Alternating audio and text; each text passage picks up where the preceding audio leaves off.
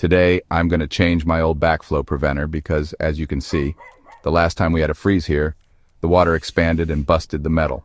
Now it's leaking pretty badly. I called a plumber out here to fix it, but his quote was absolutely insane. So I got to do it myself.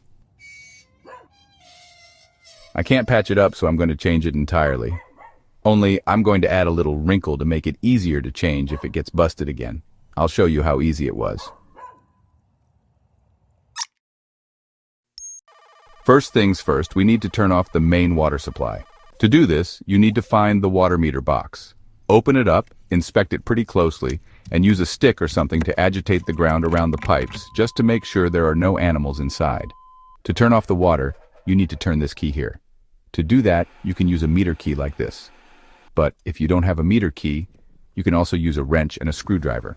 Put the screwdriver through the hole on the top of the wrench, and use it to turn the water off, just like this.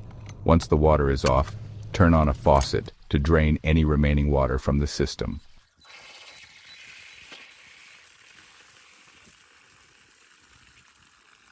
With the system drained, it's time to cut off the old preventer.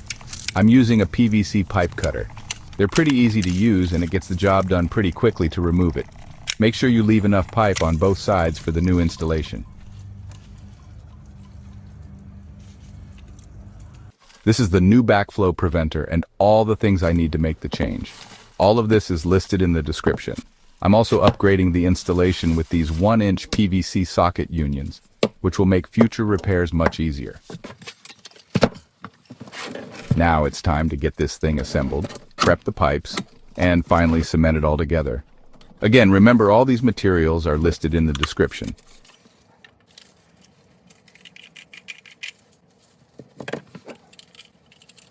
After laying all the materials out, I use the old backflow to eyeball how much pipe I need. Then I use my trusty PVC pipe cutter again. Since it was my first time doing this, I tried to get a dry fit test to make sure it all looked the same. After the dry fit, now it's time to apply primer to clean and soften the PVC.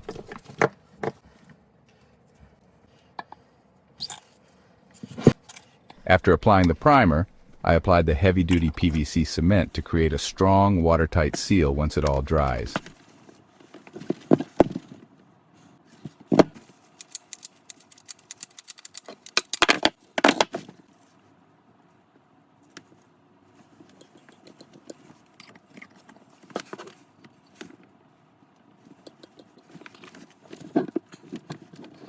Now for the smart wrinkle part.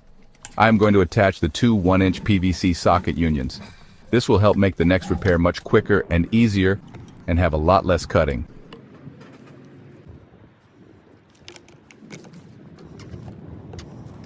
I also have to do the same with these two pipes in the ground.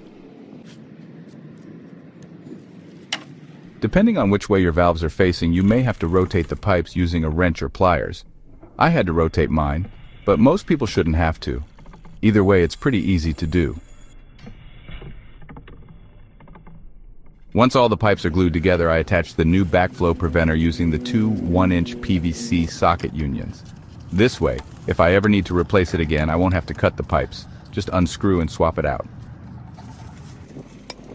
Finally, I turn the water back on and check for leaks. Everything looks good, and the new preventer is working perfectly. And that's it.